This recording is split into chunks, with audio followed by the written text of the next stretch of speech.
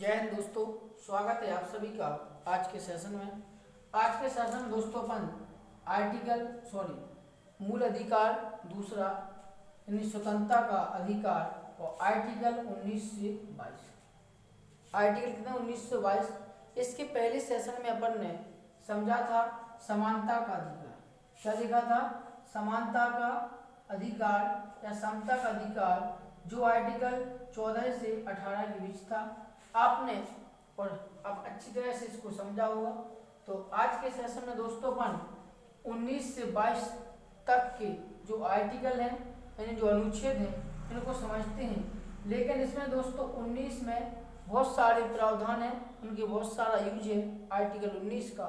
तो सबसे पहले अपन 19 को समझते हैं, इसके बाद नेक्स्ट अपन दोस्तों 20, 21, 22 को समझेंगे। तो दोस्तों 19 आर्टिकल नंबर 19 के सब क्लोज ए में यानी 19 का ए में दोस्तों क्या है? बोलने की स्वतंत्रता यानी वाक अभिव्यक्ति की स्वतंत्रता।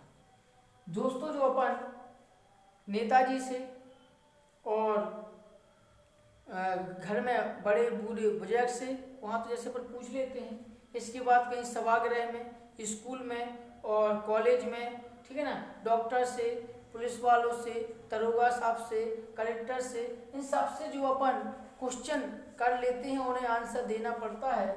और वे आंसर देते या नहीं उसका तो क्या कोई तार्किक नहीं है। लेकिन जो आप उनसे बोल के जो आप क्वेश्चन करते हो किस आर्टिकल के तहत? तो आर्टिकल 19 के तहत आपको संविधान आज़ादी देता है, स्वतंत्रता देता है कि आप 19 के तहत क्या कर सकते हो, बोल सकते हो। दोस्तों आर्टिकल 19 के तहत ही प्रेस की स्वतंत्रता प्राप्त है। प्रेस का मतलब है अखबार। क्या है? अखबार, समाचार, न्यूज पत्र, ये सब आर्टिकल 19 के तहत है। ठीक है, इसी के माध्यम से जो जैसे आप वाक अभिव्यक्ति की स्वतंत्रता को समझा तो अखबार, समाचार, न्यूज। यदि आप भविष्य में राइटर बनना चाहते हो और किताब लिखना चाहते हो तो आर्टिकल 19 ए के ही तहत किताब लिखने का और कवि या लेखक बनने का जो आप अपने विचार अभिव्यक्त करते हो किसके माध्यम से? किताब के माध्यम से। तो वह आर्टिकल आपको 19 ही प्राप्त होता है। इसी के साथ में फिल्म की स्टोरी क्या है? फिल्म, जो फिल्म इंडस्ट्री जो इनकी पहले स्टोरी बनती है, क्या बनती है? स्टोरी, नाटक। इनकी बात जो रिलीज होती है, जो दिखाया जाता है, जी किसके द्वारा? तो आर्टिकल 19 के द्वारा। ये सब वाक अभिव्यक्ति की स्वतंत्रता, बोलने की स्वतंत्रता इसके अंदर छुपी हुई है, जो प्रेस के साथ में इसने सब प्रावधान आपको प्राप्त है। कहाँ पर दोस्तों? आर्टिकल 19 में। यदि सोचिए कि यदि आपका आर्टिकल 19 समाप्त हो जाता तो फिर दोस्तों इतने सारे जो प्रावधान हैं ये भी समाप्त हो जाते। तो अपना आर्टिकल 19 कितना महत्वपूर्ण है, ठीक है ना। इसको आपने देखा कि आर्टिकल 19 तो ठीक है, 19 का ए में सब कुछ इतना सब लिखा है। अब 19 तो यदि स्वतंत्र हो जाएगा तो ऐसे समझ लो कि जीवन, अपना जीवन एक जानवर की तरह हो गया, ठीक है ना।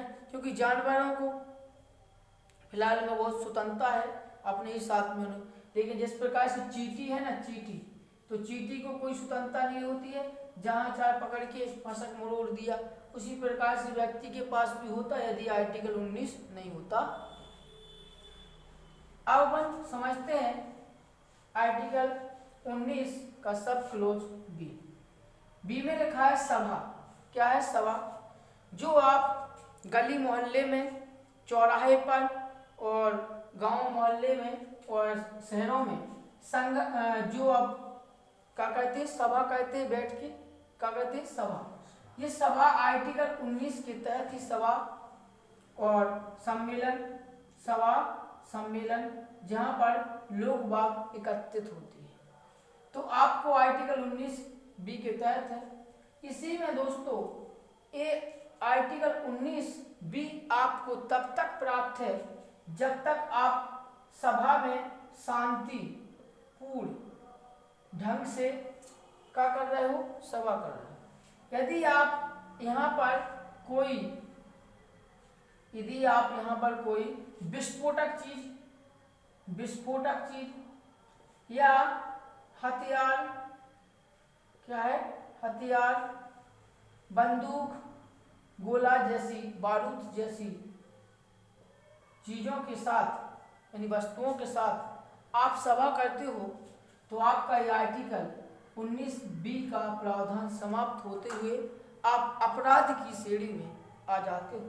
इसलिए आपके पास कभी यदि जो आपकी चेकिंग होती है, ठीक है ना, रेलवे के पास में, या आप जब एयर बस सेवा लेते हो, मान के चलो एयरपोर्ट से हवाई जहाज यात्रा करते हो, उस समय आपकी पूरी छानबीन होती है, तलाशी होती है। क्यों कि आप सभा तो कर रहे हो, आप एकत्रित तो हो, सभा में आयोजन तो हो, लेकिन आपके पास कोई ऐसी चीज उपलब्ध तो नहीं है जिससे अपने देश की आंतरिक सुरक्षा और दोस्तों अपने संबंध खराब हो सकते हो, ऐसा कोई प्रावधान ना हो। ये आर्टिकल 19B के सब क्लॉज बी में मिलता है अपन को, सभा करने का, लेकिन बिना हथियार, बिना बारूद, बिना विस्फोटक चीज के साथ शांतिपूर्ण ढंग से। आर्टिकल 19C में प्रावधान है संघ बनाने का। क्या है दोस्तों? संघ बनाने का। जैसे कि भारत के अंदर, राज्य के अंदर जो दल होते हैं, दल यानी पार्टी, क्या होती है?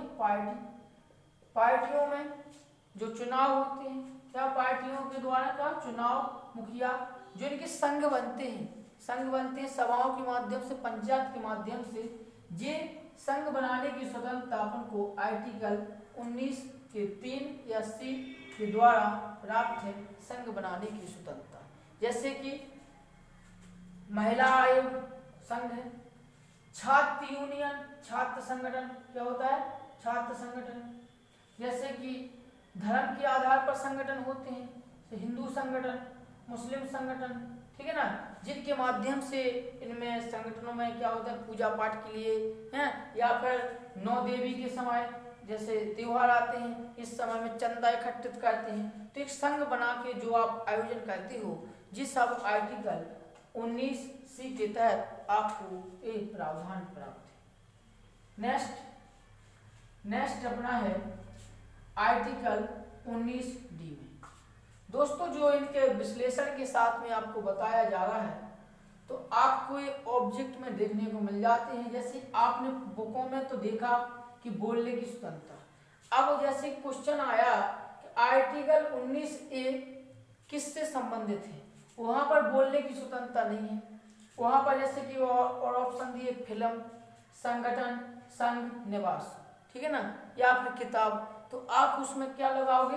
किताब ऑप्शन है। क्या है? किताब। तो किताब, क्योंकि किताब में भी क्या है? वाक अभिव्यक्ति स्वतंत्रता दी गई है, जो आपने क्या किया, उसको राइटर के द्वारा, लेखक के द्वारा उसको प्रकाशित हुई है।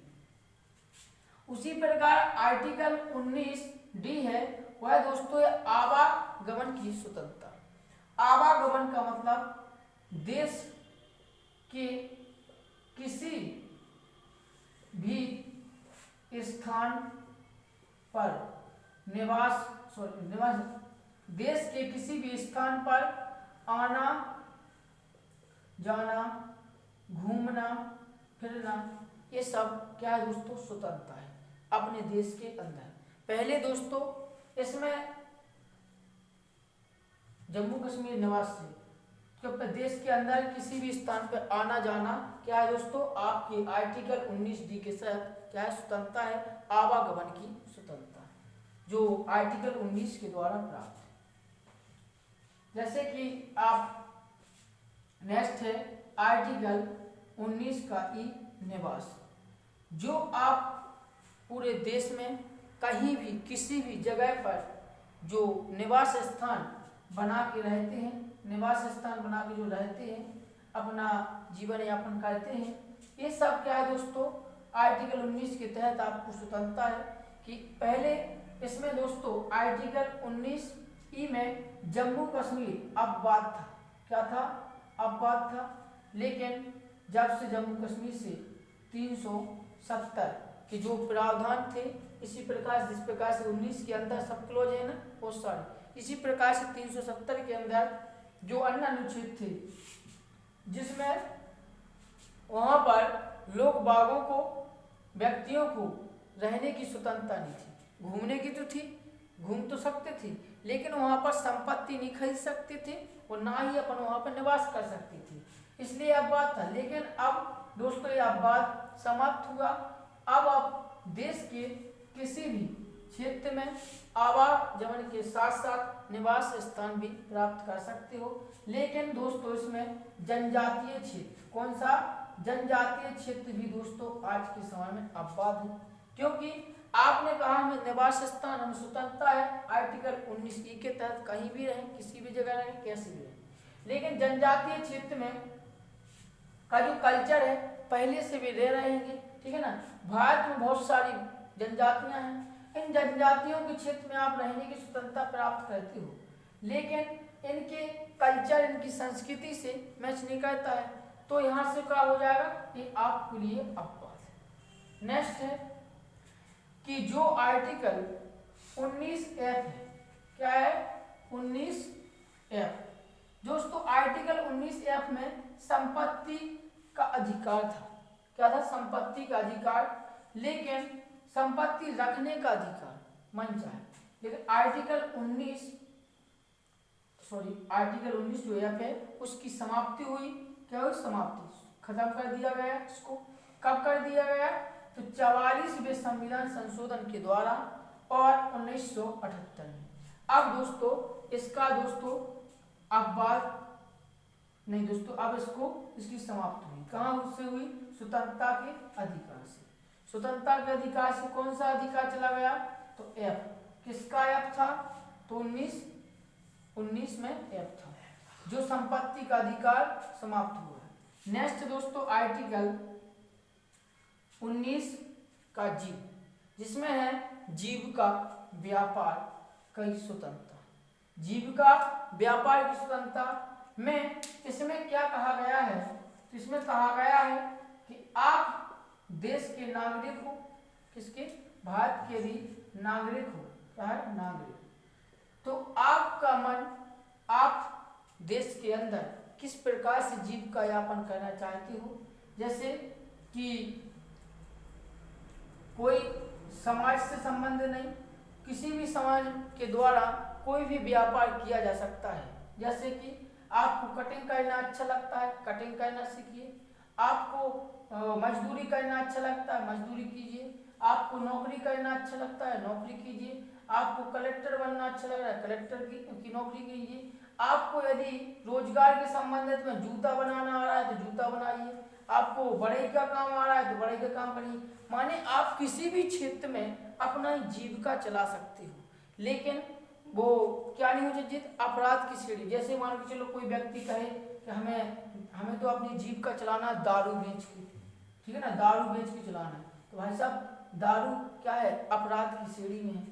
जैसे कोई करे गांजा बेच के चलाना है, हमें तो अपनी जीविका चलाना है, बिजनेस करना है, व्यापार करना है, तो ये सब क्या है दोस्तों? अपराध जो किस अंतर्गत? नशीले पदार्थों को भारत में इसके संविधान के द्वारा बैन की श्रेणी में आता है दोस्तों, जो आगे अपन देखेंगे। कहाँ पर देखेंगे नशीले पदार्थों को? इसी के अंदर देखेंगे आर्टिकल अगले में, ठीक है ना। तो जीविका में जो अपराध की श्रेणी में ना हो, इनके माध्यम से, जैसे किसी को पढ़ाना अच्छा लगता है तो पढ़ाने के माध्यम से जीविका चला सकता है, और तमाम प्रकार से जीविका। इसी वजह से तो जैसे कि आपने देखा कि जिस समाज का जो कार्य नहीं है फिर भी वो उस अपने समाज के विपरीत होते हुए कार्य करते हैं। जैसे कि जो जूता बेचने और कमाने करने का शेयर जो जाता है, जो मौचिक हो जाता है, किसको? मौचिक को। लेकिन आज के समय में कोई भी व्यक्ति क्या कर सकता है? दुकान खोल के बना सकता है और बेच सकता है। इसी प्रकार से जो कटिंग का कार्य है, कटिंग करता है, जो सैन को जाता है।